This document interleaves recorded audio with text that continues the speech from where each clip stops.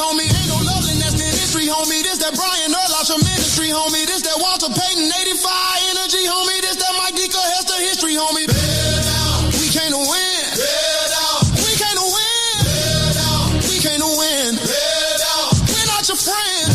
The Chicago motherfucking Bears, baby.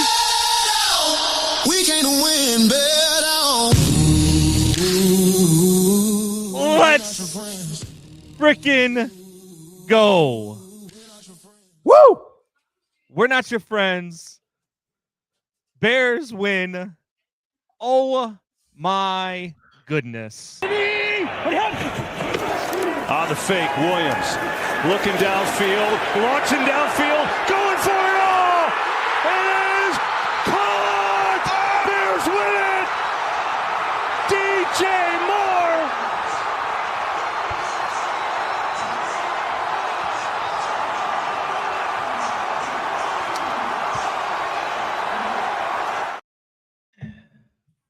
Fitzy, look, man, we Speechless. talked last night.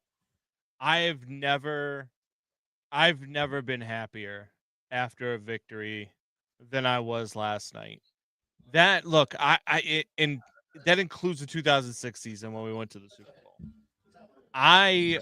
Watching that game and watching the way a Bears team that quite frankly didn't deserve to win that game find a way to win that game. Yeah. It's just, Yeah. I mean, dude, so much fun, man. So much fun. You watch this team and you watch what they do and they never give up. And look, they made some mistakes yesterday. There was that play call on the first drive on 4th and inches was maybe the first real mistake by Ben Johnson play calling wise in his tenure as a Bears coach so far. But the man, first one you just could plays, solidly man. say, yeah. The first one you could solidly say that that's you're just averaging a bad 6 call. yards a There's carry. There's You're no averaging 6 yards a carry on that drive.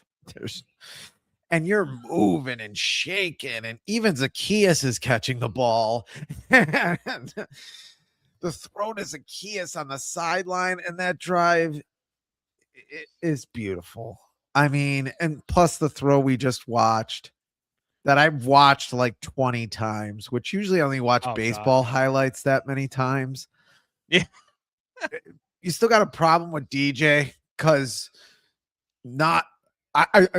there's wide receivers who make that catch in the league, but not 20 wide receivers, and probably not 15 wide receivers. Probably 10 wide receivers make that catch in the NFL right now, with a guy draped all over him like jewelry, like basically pass interference. Totally. I mean, but there was no flag, which I don't even really mind at that point in the game. I wouldn't mind if they lost because of it, but there were a couple of flags yesterday that we have to talk about, and we're definitely going to get into that. Because I want to talk about some of the people that are out there, the Packer fans that are out there calling the Austin Booker hit on Jordan Love dirty. Like, you don't know what you're watching if you think that that's a dirty hit. Don't duck. Don't lower your head into the hit. We say it all the time, right? When we watch hockey, like, I'm a big hockey guy, and there's a guy skating down the center of the ice with his head down and he just gets murdered. What do we say? Don't skate with your head down. Don't lower your. What is a defender supposed to do when he is in the midst of delivering a hit with his head down, where it's going to hit you in the chest, where it's supposed to hit you, and then you lower into the damn hit? Yeah, I don't know. What is a defender supposed to do there? Don't know, and I probably changed what I texted you. I guess that's a flag, but I don't know what the defender's supposed to do there. I really don't know. To lower your shoulder, you have to lower your helmet. And this is why, no one can tackle anymore. Because like, what's a penalty? What's not? How are you supposed to contort your body there? Watch the play live again. It's ridiculous. If you want to call that a dirty play, well, what's his name? Nixon makes a terribly dirty play to DJ Moore. That's even worse because DJ Moore isn't even looking. At least Jordan Love is trying to protect himself. And Jordan Love wasn't exactly excellent in that game anyway. I mean, and I don't want to hear from Packers fans about a dirty hit on a quarterback, because I'll bring up the video and play it on repeat of Jim McMahon. Oh yeah, 30 seconds after he throws the ball, getting picked up and that's into the ground. Different players, I know how long ago it was, but I mean, you're talking about like delivering a hit. Like what happened to DJ Moore was way dirtier than what happened to Jordan Love. But I'm going to tell you right now, I'm okay with both of those plays. Yeah. I'm okay with Austin Booker's hit on Jordan Love because Jordan Love lowers into that hit. I'm okay with the DJ Moore thing because it looks like the cornerback Nixon is just coming across the field and DJ Moore turns his back and he just there's nowhere for the guy to go. I don't know that he saw him completely. Maybe he did. I know some people are saying watch the way he looks at DJ Moore after he delivers the hit, the way he throws his arms up like he's trying to deliver a hit. Okay. But I'm okay with both of those plays because I don't think that either one of them are dirty. I think this is a hard-fought game. Yeah. Between two division rivals that are just going full speed and that really just don't like each other. So I mean, if you see the play live, Austin Booker, he's coming off being almost tackled Jordan Love or coming off around one of his blockers. Austin Booker doesn't think he's going to meet him there when he starts to run towards the play. I mean, that's what makes it a little weird. Hit on DJ Moore was dirty. I mean, and Jeremiah said he saw him because he finished the hit. Maybe he did. Maybe he did. And if he did, then it is what it is. And then DJ gets his revenge, right? Because he gets his revenge because on that final play, Nixon is the guy that DJ Moore beats for the touchdown. So it is what it is, but I don't think the Jordan Love hit was dirty at all. Jordan Love lowers his head. It's a bang play. And yes. The only reason why I changed what I sent you is because that's where the league is. It's a quarterback centered league. It's not the league we grew up with. They're going to have to call a penalty there because they can't have their quarterbacks, the center of the league, get hurt. So they're going to have to throw a penalty, even though I don't know as a defender, if you're running towards somebody like that, how you contort your body and still make that tackle. You don't. I mean, that's why you got a linebacker coming straight at Patrick Mahomes last year, and Patrick Mahomes just like runs around him. Because if it's 25 years ago, Patrick Mahomes gets his head ripped off. I mean, that's why things like that can happen. The roughing the passer call was crap too, says Megan TV. Megan, are you talking about the one on Love? Because I'm okay with the flag on Booker. I don't think it was dirty, but I'm okay with the flag.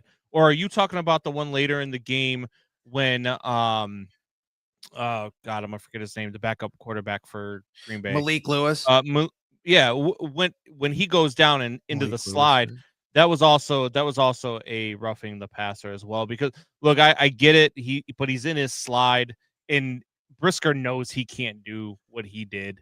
It's not even the fact that he comes in for the hit, but he also throws a if it wasn't for if it wasn't the shiver, which I kind of liked.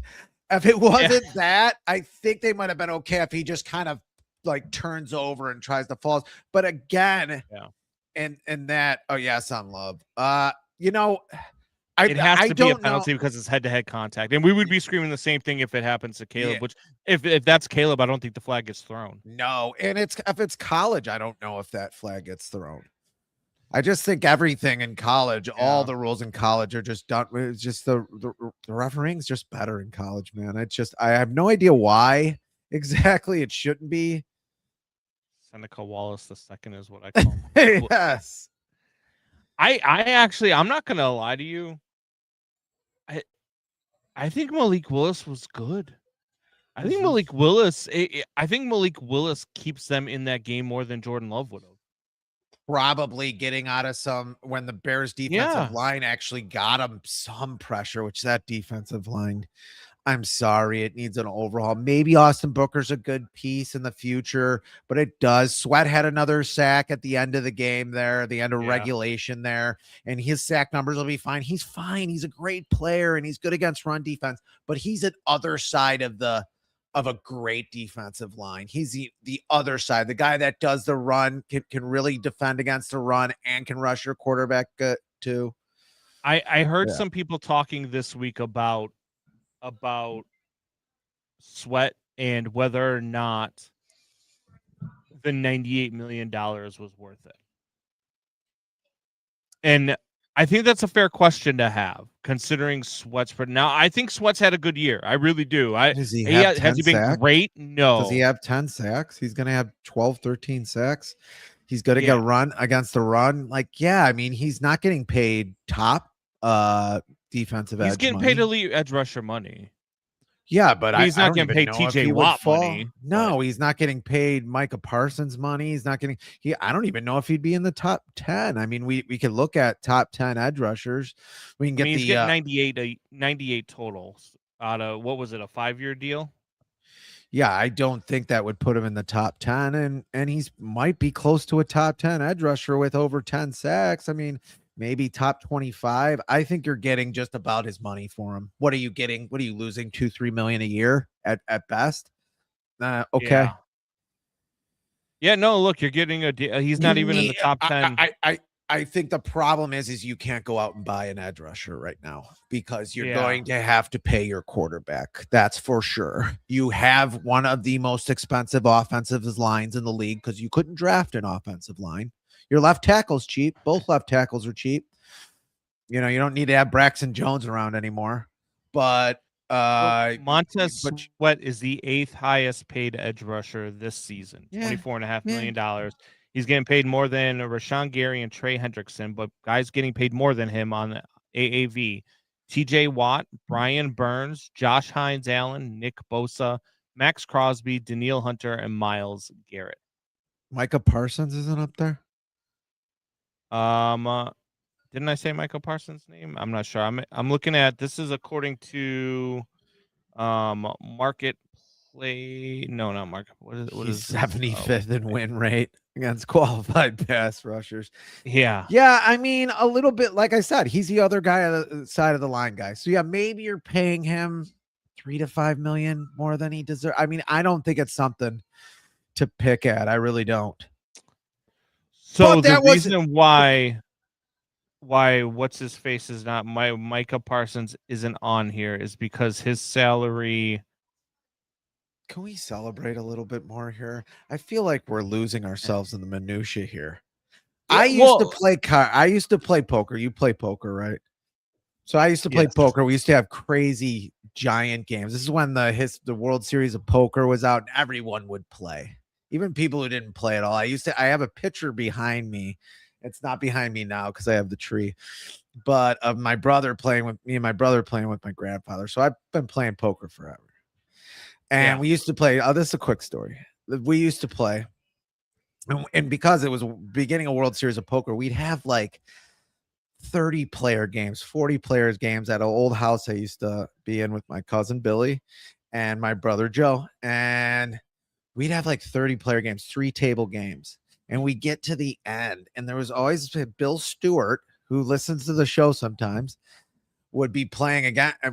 Would play, and sometimes he would just go in on the dumbest hands. He'd be one of those.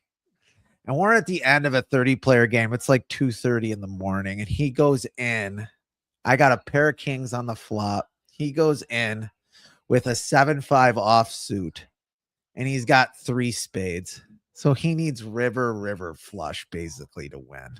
And he got it, didn't he? He got it. I think about that hand, and we're talking, this is like a $500 hand at this point. Yeah. I mean, I won a little bit in second place, but he wins. Yeah. $500 hand. He wins. River. I always think about that when a game like this happens, where it's like he was like 2% to win, maybe 3%. Such a bad beat. And it's such a bad beat. And my mind is always like playing the percentages, even before that they came out with the app for the percentages, just because of my mind's always in poker.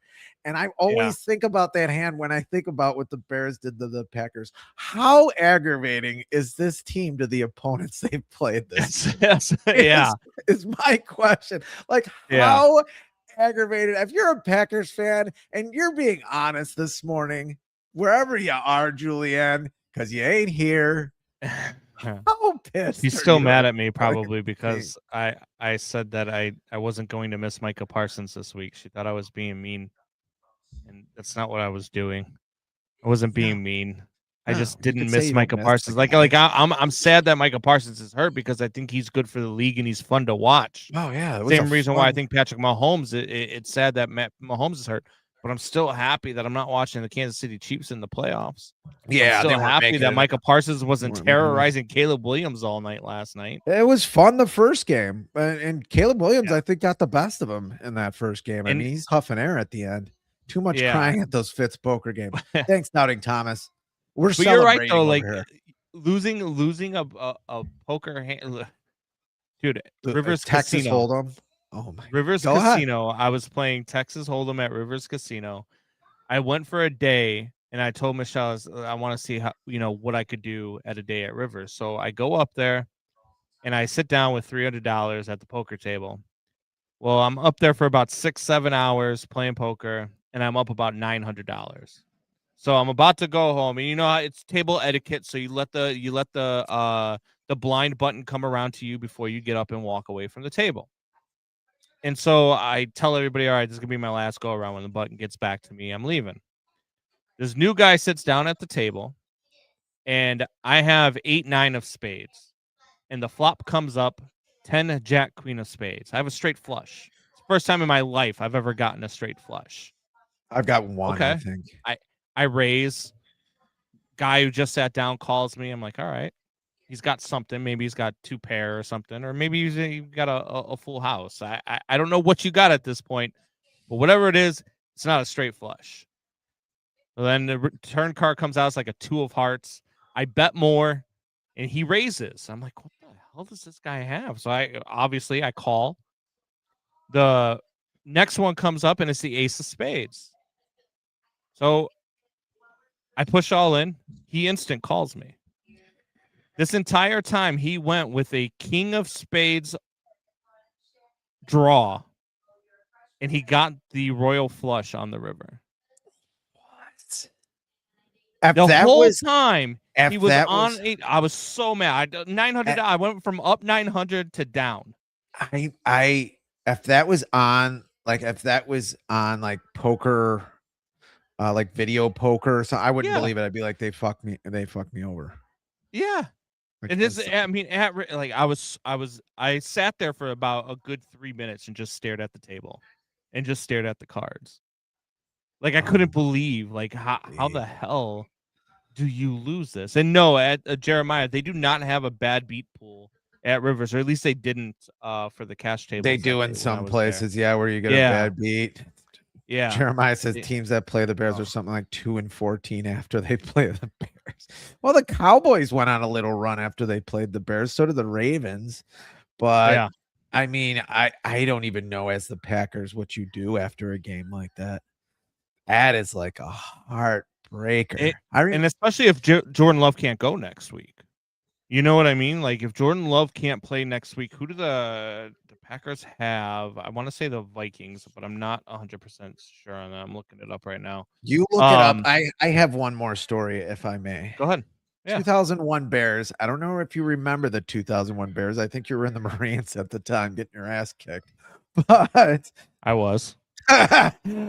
But they had a back-to-back games where Mike Brown, the great ex-safety for the Bears, intercepted for the score. The second game, I think it was maybe the first game, was against Cleveland. And they got an onside kick out of back. Shane Matthews, or talk about a guy who couldn't throw a forward pass. He had a noodle arm. He couldn't throw the ball. Like, he could not throw the ball hard. Like, would not have been in the NFL right now. There's no way. He, got him back, whatever. I'm driving back to Eastern Illinois University with Frank Evans, another guy who's listened to the show. He's a cop now. And we're driving. They win the game. We're listening on the radio. They win the game. I'm driving. Actually, we're not both driving. And we cheer. Both of our arms are in the air, and then we look at each other. We both see that nobody has the steering wheel. He had to grab the steering wheel. We almost died. I was thinking about that game last night. Yeah. Like, just the most unbelievable. I could not believe it. I know I texted you at one point, like, buddy, this is not going to be the game. Like, there's a 06 team, right? Like, what didn't the 06 team win 4 games without scoring an offensive touchdown that year? Yeah, something like that. Or maybe it was the 05 team, but they had that Cardinals game where the Niner game. Hester comes all the way. Hester takes one back, and there's like Brian Urlacher won defensive player of the year that year, which for a middle I think linebacker it was doesn't the happen all 49ers the time. game where they Peanut punches the ball out and they're down by like 2 touchdowns. Peanut punches the ball out. They return it for 6, and then on the next drive, I think they had a pick 6, and all of a sudden they win the game, and it was like, what the hell is going on right now? This team is fun to watch, man, and this team is never out of it.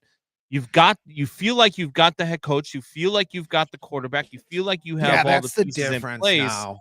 Are they the Commanders from last year, though? I don't think so. Well, Commanders went to the NFC title game. One guy gets hurt, but I don't know if the Commanders are good, even if Jaden Daniels is healthy and on that team. That thing did not look right, even when the Bears were playing the Commanders in Washington. It didn't look right that night. And the Bears weren't even playing the way they're playing now. The Bears didn't really have that run game buzzing yet in that game. And that didn't look right. I mean, I don't know. I just think the difference here, a lot of this stuff can be replicated season to season. A lot of this stuff is consistent. You have an offensive line, like none of these guys are going anywhere. I feel like even if a couple guys get hurt, you got guys behind them. I think that this is a winner. One guy gets hurt, you're in trouble. Caleb Williams gets hurt, you're in trouble. Like, because he's papering over. Well, of course, any team that loses their quarterback is in trouble. Even though the only reason the Bears won last night was the defense. I mean, I don't. You could say they gave up a lot of yardage. They did, but they didn't give up a lot of scores. You score 16 points. The opposing team scored 16 points at home for you. You should win every single one of those games. Well, that was the question I posed to you during the offseason, too, is because people were talking about Caleb and Jaden and how the Bears missed on Caleb and they should have drafted Jaden Daniels and all this stuff during the offseason. And my question to you and to everybody was, and I think I said this on the BetMGM network, too, is what if I told you that Jaden Daniels' ceiling was what he was last year? And what if I told you Caleb's floor is what he was last year? And Caleb still has room to grow, and Jaden has already maxed out. Now, Jaden might be able to hit that ceiling for another 4 or 5 years, but then he's going to eventually come down. Caleb is going to keep going up. He's going to eventually. That's where I think people needed to look at that. And that's why I've always said, and that's why I catch a lot of flack from Pat Boyle, who tells me all the time, because him and I went at it, because I told him Jaden Daniels is not better than Caleb Williams. Caleb Williams is a better quarterback than Jaden Daniels. He's like, oh, you're out of your mind. You're out of your mind. And now I don't think you really have a leg to stand on in that argument. I mean, the Jaden Daniels thing coming out is he's too slight. He's going to be injury prone, and he's been injury prone the first 2 years. I don't know how that guy plays 10 years in this league. I don't know how that happens. I mean, he might just turn into a pile of dust. I mean, I just don't know how that happens. I think it's two totally different athletes. When they were coming out, we both went back and looked at the footage of both players. I had Jaden Daniels was my 1A. I mean, I thought you could have picked either one, but he's more of a smooth athlete. Caleb is sudden. Yeah. And he is electric. It's just different.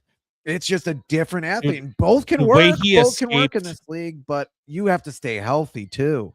The way he escaped that one sack in the fourth quarter, I don't even remember the defender's name, but he comes at it and he's dead. Like I think Caleb's about to just get drilled, and he just spins. And it was like, I was like, damn. And then I think he ends up throwing that ball away. But it's just like, man, your ability to get away, man, this thing is going to be fun to watch for the next 5 to 10 years, even when they finally build that new stadium in Hammond. Yes. I know you want to talk about that. I know you want to talk about that. I would like to talk about that. I will have a room. They're not moving to Indiana. I'll have a room set up for you. You can stay in there when we went. We'll both walk to the game together. In my They're house, not moving to Indiana. And my house that is tripled in price. With all that equity I have in there, I'll have enough room for you. I can make probably another room or two. I'll be like the Chicago Cubs, but when you come over, I won't say I have no money. It was you who started this rumor, wasn't it? You son of a bitch. When my house that I buy goes up, 3 or 4 times, I won't say losses are biblical and that I'm just, managing things on the edges and that we're just breaking even. I will tell you that my house went up triple the price since Jeremiah the Bears moved out going here. To Gary. That's right, Jeremiah. Jeremiah also says if they had a pass rush, they'd be a Super Bowl team, which I agree with. Pass rush gives you a Super Bowl team. Here's my question, man. Because look,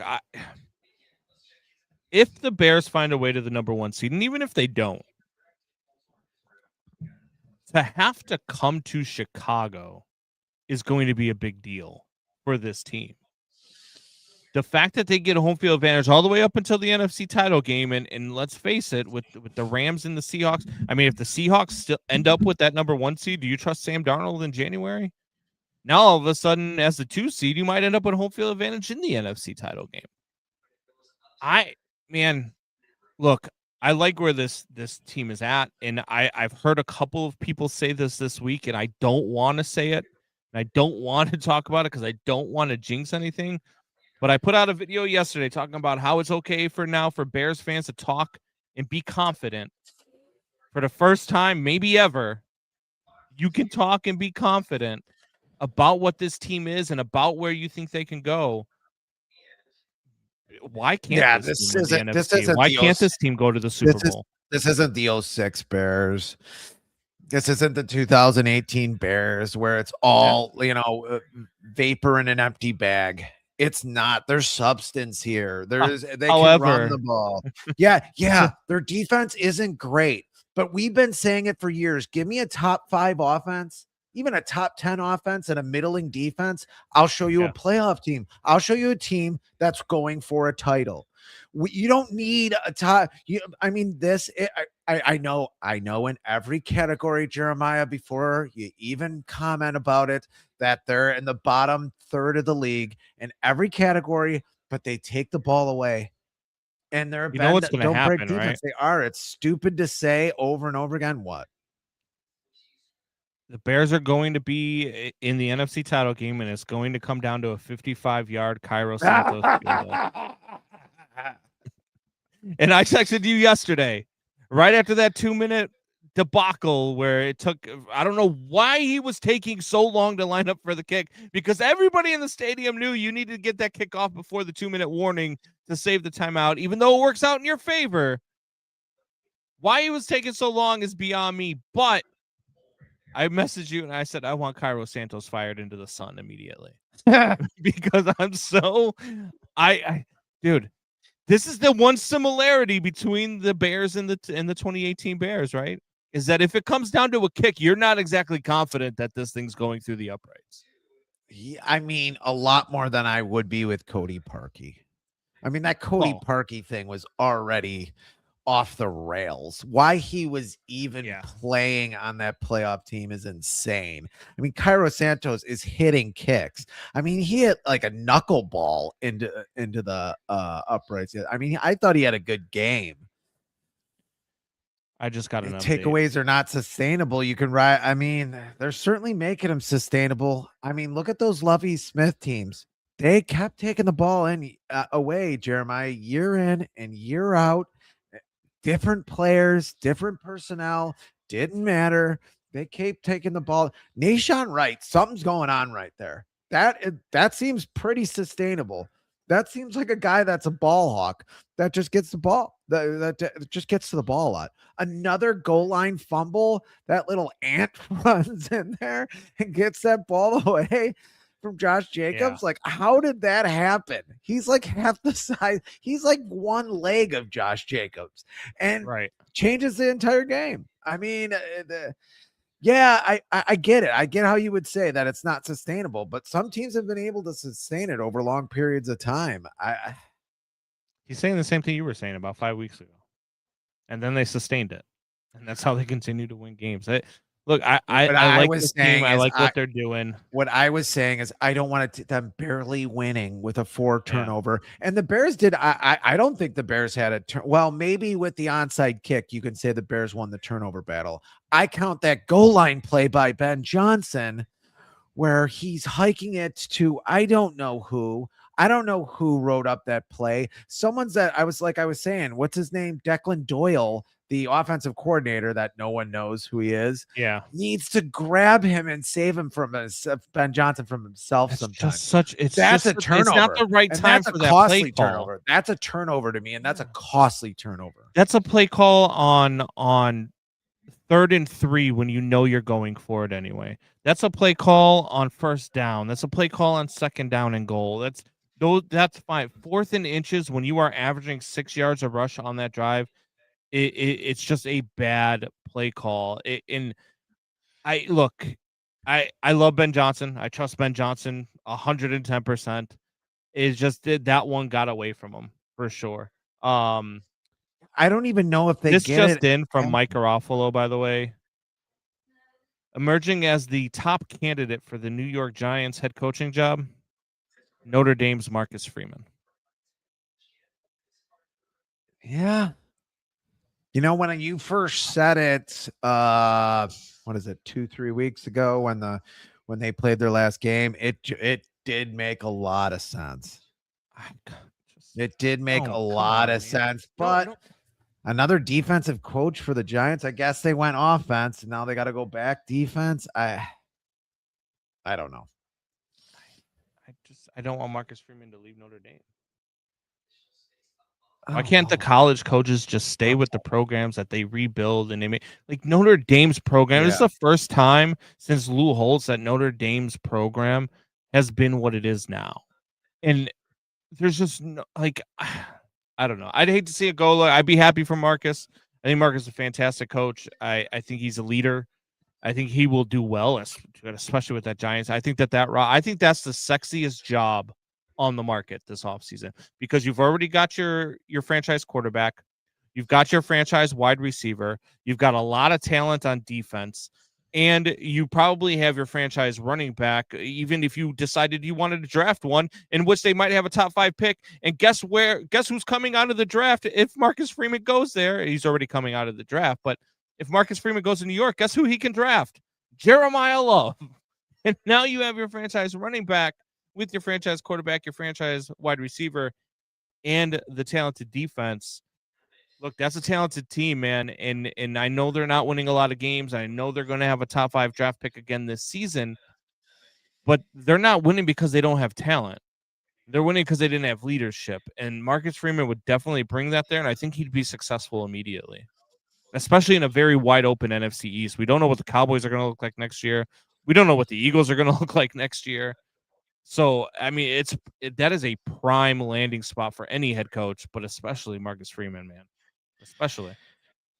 Yeah, I mean, it just depends what he wants to do. I mean, I remember when Nick Saban left the Miami Dolphins to go to Alabama and they, asked him, "Oh, why did you quit on the NFL?" And he's like, "Well," and he's a pretty honest guy. I mean, he's a scumbag, but he can be brutally honest sometimes. And Nick Saban was like, "Well, I'd rather have 3 or 4 first round picks a year," or I think he might have said 4 or 5 because that's what Alabama basically gets every year. It's a different league. I mean, if he wants to have that competition get ratcheted up a whole bunch, where at Notre Dame, you do have an advantage over a lot of teams every year because you are getting a lot of good talent every year that other colleges are not getting. You are going to be in a whole different territory in the NFL. It just depends if he wants to do that. If he wants to do that, now's the time because his stock is probably never going to be this high. Look, I say all the time, you don't draft a running back high. You don't draft a running back in the first round. But in a lot of times you end up with, Ja'Cory Krosky Merritt in the 4th or 5th round. You end up with a Kyle Monangai in the 7th round. So yes, running backs are, but I'm telling you right now, man, Jeremiah Love I don't like comparing rookies to Hall of Famers, but if you're going to hit another Adrian Peterson, it's going to be Jeremiah Love. I just think that this kid is just watching him, and I've said this all year watching him, he is going to be fun to watch on Sundays. He is going to be that guy, especially if you threw him in that Giants offense. Oh my God, that team's going to be good. That team's going to be good. Yeah, I mean, and that defense has all the good pieces already in place. They already do have, talk about some edge rushers. They already have some pretty good edge rushers. Banks, and I forget the guy on the other side. Did Ashton Jeanty not just have him? But listen, Jeremiah, we don't listen to the ESPNs of the world. We don't listen to the draft experts. We listen to Combs and Fitz. And what did Combs tell you about Ashton Jeanty? What did Combs tell you about Ashton Jeanty? I wasn't in on him. I thought he stay away. I thought he could. I think he still could be an Alvin Kamara, who's good, who's really good. I mean, Alvin Kamara is terrific, but he's not. I don't think he's worth a top 10 pick. While ESPN and all of those experts were telling you that he's the next, great thing, and he was this and he was that, I was telling you he was doing it in a Mountain West Conference. So let's take a step back before we start giving him. He looked like a Reggie Bush or something like that. Who really can't. I mean, I've only seen a couple other games. College running back, and it's going to be the same thing. Like when you look at this draft class, this quarterback draft class as well. Look, I think Indiana could win the national title. I think that they are that good. But Fernando Mendoza is going to be a bust as an NFL quarterback. Fernando Mendoza is not going to be a good NFL. He's going to be one of those. Yeah. It was a great college quarterback, but a subpar NFL quarterback. He's basically maybe with a better arm, in a more accurate arm, and a more quarterback type arm, but he's basically Tim Tebow, essentially. A guy who Thomas. can really win in college. Combs stroking off ND again. Well, somebody needs to, because they're not playing in the college football playoff like they absolutely should have been. Boy, I'm so glad we got those group of 5 teams in, though. Man, were they fun to watch yesterday. Since beat by 40+ points. Since we're talking about bad takes and New York coaching jobs, can we have some fun, and can I play you one of the worst pre-NFL season takes probably in history? This is a Draft King show of, it looks like New York Jets fans. I won't play much of this, but I saw this the other day and we were talking about this, so I thought I'd show a little bit of it. I think this Ben Johnson thing is destined for failure. Just my gut instinct. I'm like, this shit where this guy's been announced, this quarterback, this fucking offensive guru. I never wanted him in the Jets. I didn't want the guy we got either. No. I think Glenn's gonna work. I'm like in on Glenn, out on. I hope you're right. Johnson's like this guru. Listen, he was creative with calling plays. When you have the greatest offensive line, the best running backs, like elite receivers. Notice how you said elite S tight end on running backs, because you barely get one good one. You get 2. When you have all the.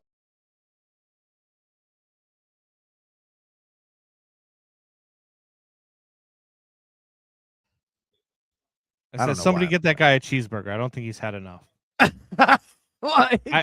He's eaten all of them. I know. Look, I think he ate one of the Detroit Lions running. I think a lot of people had that take, though. I remember Colin Cowherd. I never Colin Cowherd after week 2. I know. Colin Cowherd was talking about, Ben, this thing was a bad hire. It's not going to work. They missed on Caleb Williams. Caleb Williams and Ben Johnson aren't going to mesh. And then last week, what did I hear Colin Cowherd say? Just 8 weeks later, Ben Johnson's the best hire since Sean McVay. Asshole, you can't just change your take. You can't just change your take just because now it's working. No, what you say, Colin, is, man, I missed on those. This thing looks really good now. Now you can't just change your take like you didn't happen 8 weeks ago. Maybe I wasn't reading that, but I don't remember a lot of people having that take. But whoever did, how could you watch the Detroit Lions, and I know Jared Goff went to a Super Bowl and he looked good, but the guy is like a robot back there. He's a statue, and you made him look that good. They did have a great offensive line. I think Jeremiah said that offensive line wasn't good until Ben Johnson started calling plays. I can agree with that. But look at what he's done to the Bears. Just that Aaron Glenn at that point were people actually saying, oh, Aaron Glenn, that's a great hire for the Jets, but the Bears got Ben Johnson. Oh no. Everybody had wanted Ben Johnson for like 2.5, 3 years. Like, what are we? Yeah. I think people were high on both. But I do remember some people were a little down on Ben Johnson. Some people were down on that, because I think what happens is people will see something and then they want to take that hot take, right? Like they want to have like freaking the moron last week. I forget his name. Broussard, who said that Shedeur Sanders is absolutely going to outplay Caleb Williams this week. Oh my! And then he looked like an asshole. You know what I mean? Like, you can't. People will just take these takes on hopes that they hit. And I'm here to tell you, look, I say a lot of things that people will disagree with in the moment. But if I say them, I mean them. I'm not saying it to get clicks. I'm not saying it to get clicks because we don't get clicks. But I'm not saying it to just get clicks. I'm not saying it because I'm saying it because I actually believe that that's what's going to happen. And we've ate shit on this show. Yeah, we eat shit all the time. I don't just make stuff. Yes, but I admit when I'm wrong. If the Jets got Ben Johnson and the Bears didn't, what do you think I would be saying? Like, why did the Bears get Ben Johnson? They never get the best.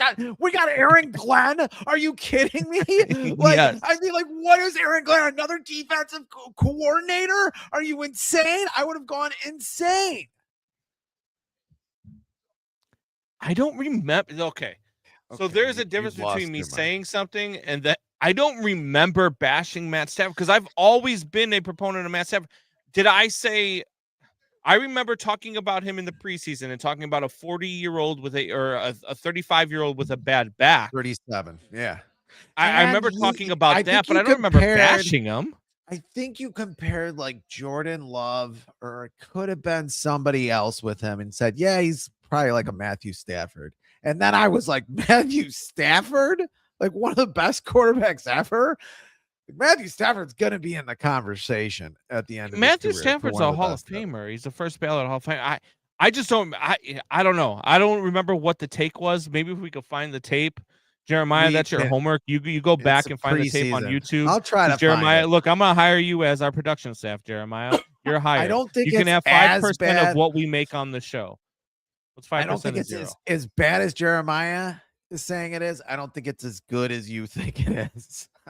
Well, I've always been and I've done it too. Is one of the toughest sons of bitches I've ever watched play the position. I've been a Matthew Stafford guy since I watched a guy blow out his shoulder and then go throw a touchdown pass with the same blown out shoulder.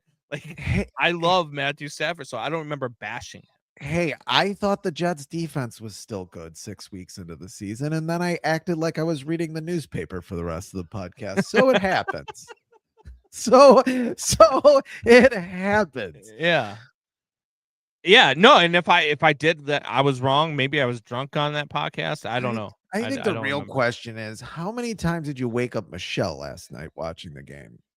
Or did she get any sleep? No, so at halftime, or no, at the end of the third quarter, I actually came downstairs because I was mad. We were watching the game upstairs. Me, her. Oh, you got mad and you changed spots. I did. I got pissed and I came downstairs because I had to do the rundown for this morning's show for BetMGM. So I was doing the rundown and watching the rest of the game. And then all of a sudden things are getting interesting.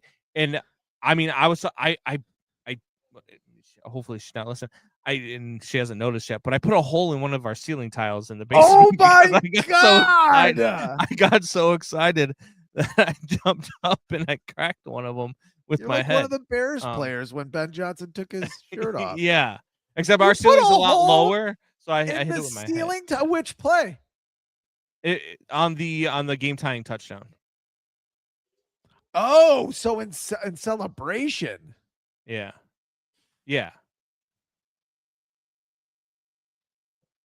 Combs just likes bashing Barry Sanders. Don't kick the ball to Hester. Don't let Caleb have the ball with 2 minutes left in the game. I like that take. At yes. W9MXR. Thank you for the comment. I like that take. You can't. He's becoming a lot like it was with Tom Brady, a lot like it was with Patrick Mahomes. Now, don't get me wrong. I'm not comparing him to those quarterbacks. I'm not saying Caleb is there, but he's becoming like that in the fourth quarter where you can't leave him time. Because if you leave him time, he's going to find a way. There's 13 seconds left. He's going to find a way to get into field goal range. Yeah. There's no amount of time where Caleb can't get something done, even when he's had a bad game. And people were talking about his completion percentage last night. His completion percentage going into the fourth quarter, I believe, was like 42%. His adjusted completion percentage, which for those that don't know, adjusted completion percentage, that takes away dropped passes. It takes away, if you spike the ball, it takes away if you're hit while you're thrown, or if you throw it out of bounds. His adjusted completion percentage was over 70%. It was 71.6%. What Caleb is doing is really, really, he's still getting rushed. And he's still getting hurried a lot. He's still getting pressured quite a bit. And I know a lot of people are thinking that this offensive line is doing so much better. It's better than it was last year. But I think Caleb makes it even that much better than what that is. You know what I mean? Like, because he's able to find the way, I think Caleb's just fine. And then you come down to having the ball in his hands with a chance to tie or win the game. I don't know that there's a quarterback. There's going to be quarterbacks I trust as much as him, but I don't know that there's a quarterback I could think of that I would trust more than him with the game on the line. No, I mean, it's like I said, if you watch that game a couple of weeks ago, right before the Packer game, the first Packer game, Cincinnati against Buffalo, and you watched Josh Allen, and then you watched Caleb Williams, it wasn't much different. I mean, people can lambaste me if they want. Sloppy win, too many penalties. Wow. Why? Who like this guy? Who taught him how to type? Does he ever have fun? You know what? That's actually his wife's typing for him there. He capitalizes and he uses punctuation. There's no way John knows when to end a sentence. There's no way.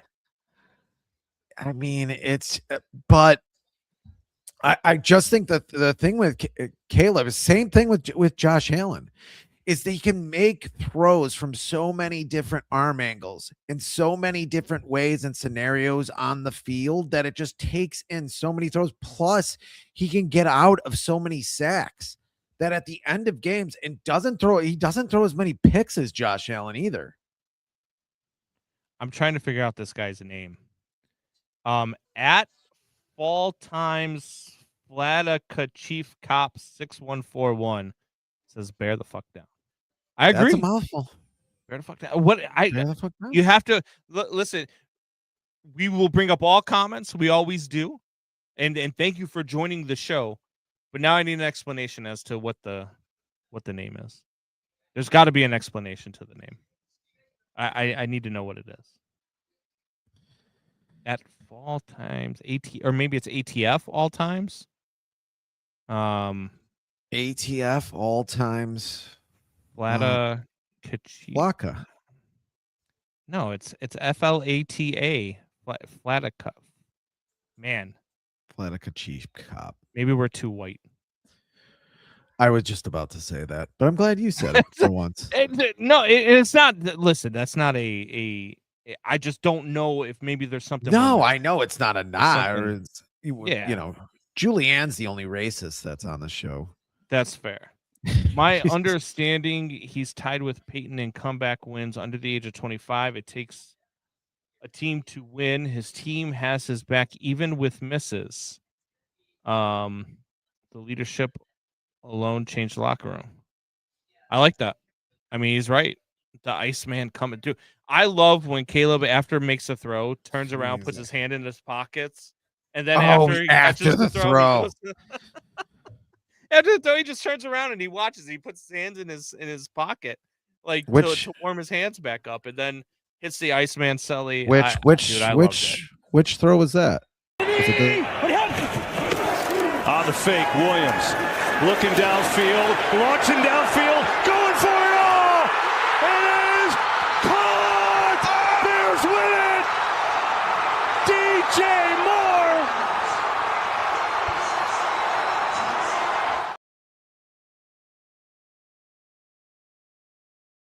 Can't hear you. You're muted.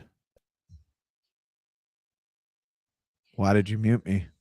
I didn't mute you. It mutes automatically when you turn the video on. Yeah, but when I come back, it usually the mute ends. I know, but it hasn't done it today, and I don't know why. Maybe they changed the format. I think it's the Russians. I think it's the Russians. Could be. It could be. I do like the I was gonna say I watched that over the end zone view, which he does. He puts his hands back in the muffs. Like after he throws it. It's like Steph Curry turning around on the court, like already going back to play defense after he hits. Now that I have that throw and I have that play on video, I canceled my Pornhub subscription because I don't know that. I'm just going to use that play from now on. That's a little weird. He puts his hands in his muff, as Tom Brady would say. Yep. I put my one hand in the muff. Little weird. I mean, you know. Yeah, but I think that game. I think Jeremiah said anyone else cash a Walker ATD. That catch was extra exciting. Who had Jedi? Is it Jedi Walker? Jedi Walker? Yeah. No, Jade Walker. You're right. Yeah. Jade Walker. Yeah. I don't know who had him scoring a touchdown in the game, but if you did, you probably won a lot of money. I got to imagine it was like 25 or 30-1. And I agree with you. You said right before the show, I thought Caleb was possibly throwing that away too. That's a terrific throw. Going back, talk about something that a lot of guys in the league can't do. Jordan Love cannot make that play. Jordan Love does not make that play. I agree. To Jay Walker in the back of the end zone, because we've seen Jordan Love throw interceptions off his back. He has the arm strength, but I don't know if he has the accuracy. I don't know that he does. I talked about this week. I don't know that Jordan Love has the same arm strength as Caleb Williams. I watched Jordan that ball in the end zone that Tom Brady said was floating to the right, which it wasn't floating to the right. He just misses the throw. But the ball appears to float a little bit, but it's because he doesn't have the arm strength underneath him. Jordan, there's no reason why his are hitting in Caleb's are not getting, dusted by the wind, however you want to explain it.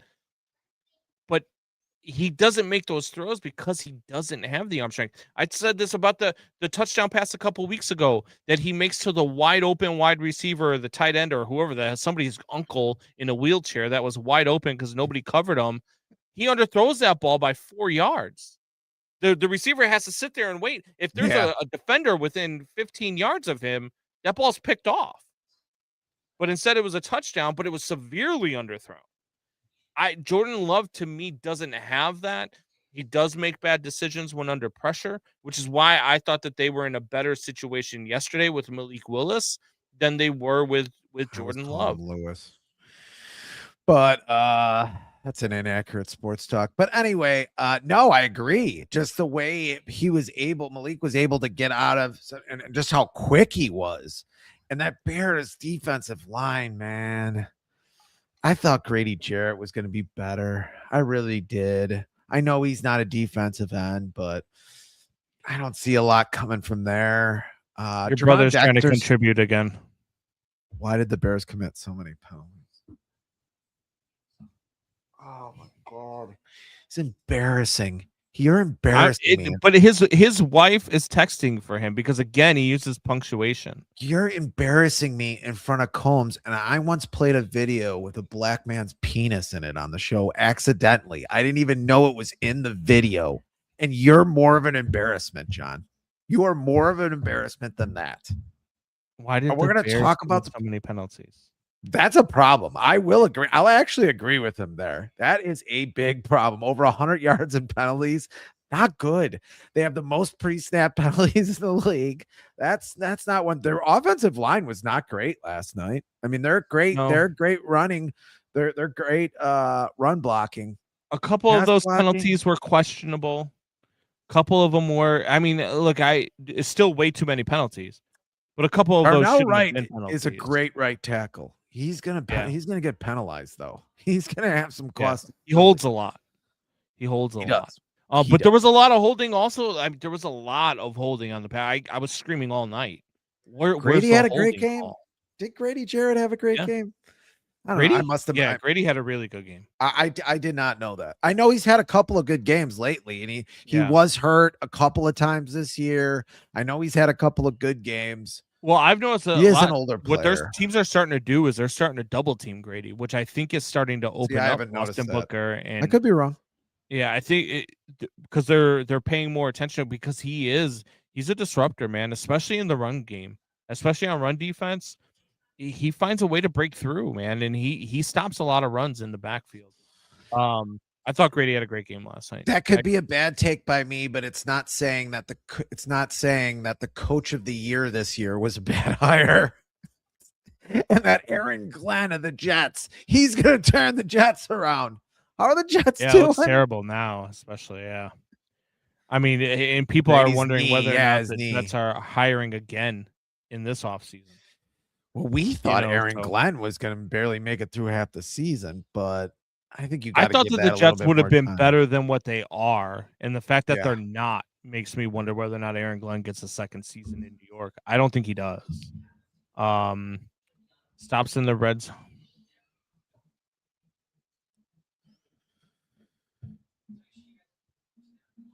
Can we take his phone away? Can we call somebody? I don't know. Cancel. Like, can we just end his internet subscription so he can't watch anymore? I mean, what are we doing? I don't know. What are we doing, John? Can we super quickly go through our picks for the week? Yeah, let's, because John just ruins everything. So let's just get our picks and grinded the show to a halt. Unreal with nonsense comments.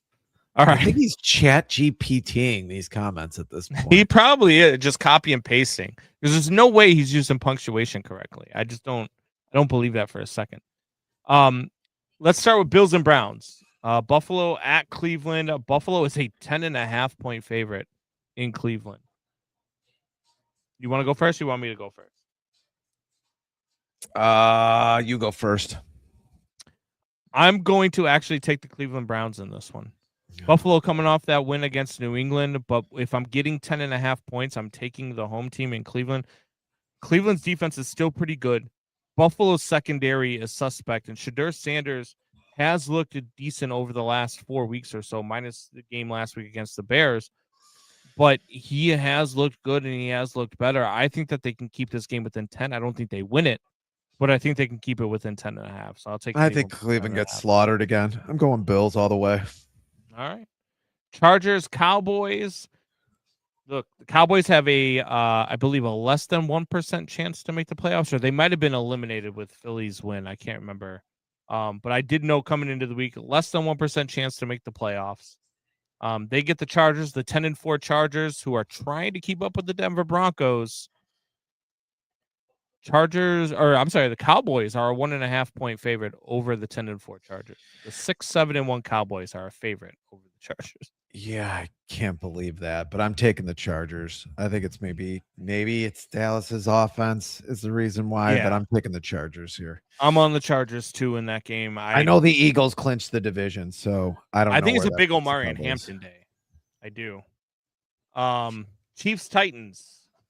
Chiefs eliminated from the playoffs. They've got Gardner Minshew under center today. It was not Chiefs, bad. Titans, backup. Chiefs are a 3.5 point favorite in this one in Tennessee. I'm still taking the Chiefs. I don't care. I think Gardner Minshew is okay.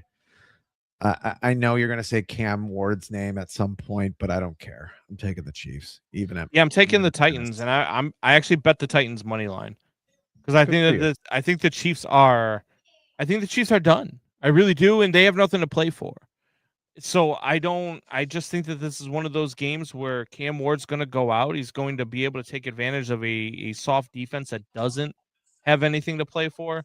And I think the Titans find a way to win a football game today. Their third win of the season against the Kansas City Chiefs. Bengals, Dolphins. Cincinnati, a 3.5 point favorite. The same week that Joe Burrow says that he's thought about what it would be like to not be a Bengals quarterback.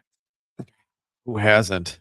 And the Dolphins have benched Tua, by the way. Quinn Ewers is going to start for the Dolphins. This should be a fun game.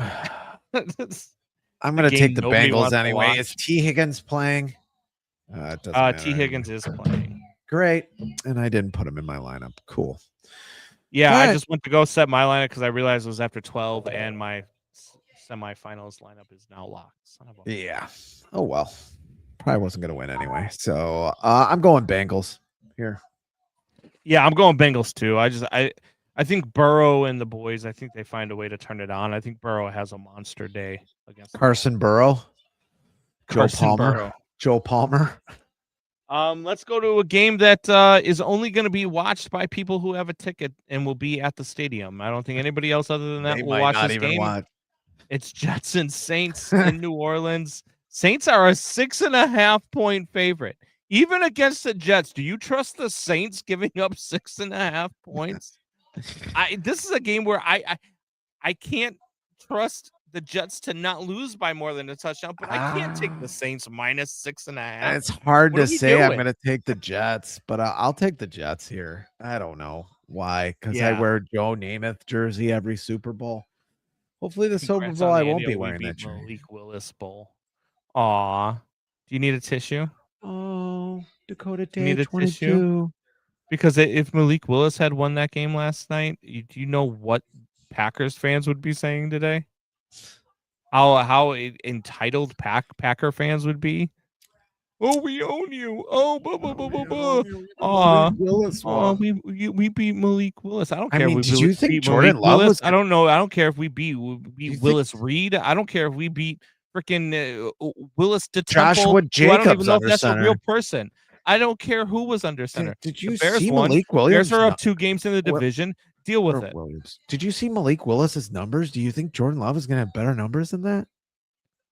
I don't think so. I actually think that Jordan Love has a worse game than Malik Willis yesterday because of the defense the Bears were playing, because of the way that Love's game goes. Like, Love relies on the deep ball. The Bears were not allowing anything deep last night. They just weren't. And Malik Willis was able to create a lot with his legs, something that Jordan Love sometimes can do, but he's not Malik Willis with his legs. I'll tell you that Malik Willis is much faster than Jordan Love. So, and I think also Malik Willis didn't make the mistakes that Jordan Love might have made with making some bad decisions under pressure. So that's why I think it was a better suit for them. All right, let's go. Vikings Giants. Vikings are a 3-point favorite against the Giants in New York. I'm taking the Vikings. I don't know why. I have no idea. I'm taking the Giants just because. I know you are, because you love the Giants. I do. I love Jackson Dart. All right. Buccaneers, Panthers. My Panthers to win the NFC South ticket. This is going to be a good game. Really nice, baby. It's going to be a good game. It is. It's a 3-point game. Buccaneers are a 3-point favorite in Carolina. I'm taking the Panthers. I'm obviously taking the Bucs. All right. Baker Jaguars, Broncos, another big game. Broncos 12-2. Jaguars do have a shot at the number 1 seed, and it starts today by beating the Broncos in Denver. Which quarterback do you trust more, Bo Nix, Trevor Lawrence? Broncos are a 3.5-point favorite at home. Late in the game, I'm probably taking Bo Nix. I still don't believe in Trevor Lawrence. I think Jacksonville's had a good year, but I still don't believe in that guy. I'm going to take the Denver Broncos. Same reason why I'm going to take the Denver Broncos over the Packers last week. I think the Broncos are a better team. I think people don't believe in them, but I think that they are really, really good. Yeah, good defense. So I think, so I'm going to take the Broncos too. All right, Falcons, Cardinals. Falcons are a 3-point favorite at Arizona in the Who Cares Bowl. I'll take the Falcons. They've looked good lately. I'll take Atlanta as well. Yeah. Nuts. All right, Steelers, Lions. Come on, Pittsburgh. Lions are a 7.5-point favorite at home against the Pittsburgh Steelers. Can Aaron Rodgers do us a solid? Yeah. Aaron Rodgers do it. I don't think so. I'm going to take the Lions minus 7.5. Lions minus 7.5, huh? Yeah. Just for the points, I think I think the Steelers keep it close in this game. I still don't think they win, but I think the Steelers keep it close. I think no matter what, Week 18 is going to be tough against the Lions. I don't care if they're in it or not. It does. The Bears need if the Bears that win next week, it doesn't matter. Yeah, I mean, Bears but win if the next Bears week, are going for a rank, or Bears going for number 1 overall, or whatever, like Detroit's bringing it that Week 18, no matter what. But yeah, I think that if they win next week, the 2 seeds wrapped up. I think maybe they could play for a 1 seed, but at the very least, they'll be a 2 seed.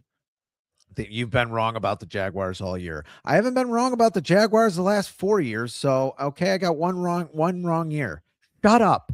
Go to sleep or something. I'm sorry you had to see that. Raiders, Texans are a 14.5 point favorite.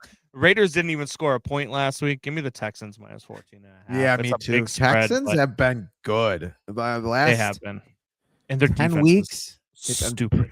Yeah, I know. Yeah. That's going to be a tough team too. They are. The AFC I think is I think both conferences are wide open, but I think the AFC playoffs might actually be the more competitive games. Yeah, I mean, yeah. No, I agree with that.